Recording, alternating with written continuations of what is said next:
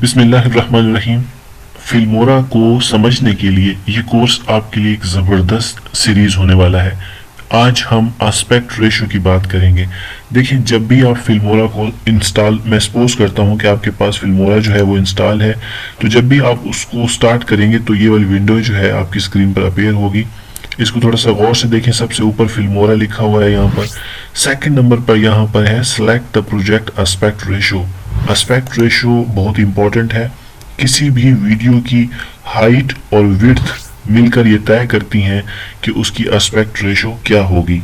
Instagram की aspect ratio और है, फेसबुक की और है, यूट्यूब की और है।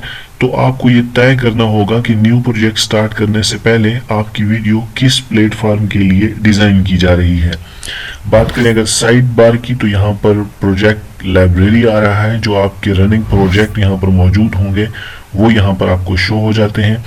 और अगर आप इसको डिटेल से देखें तो यहाँ पर एस्पेक्ट रेशो को जैसे आप यहाँ पे क्लिक करते हैं तो यहाँ पर वाइड स्क्रीन है, इंस्टाग्राम है, पोर्ट्रेट है, स्टैंडर्ड है, सिनेमा है। तो ये कुछ एस्पेक्ट रेशो यहाँ पर मौजूद है।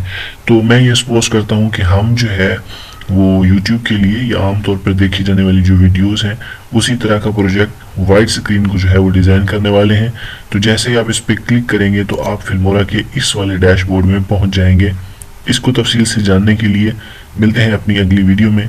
तब तक के लिए अल्लाह हाफिज़।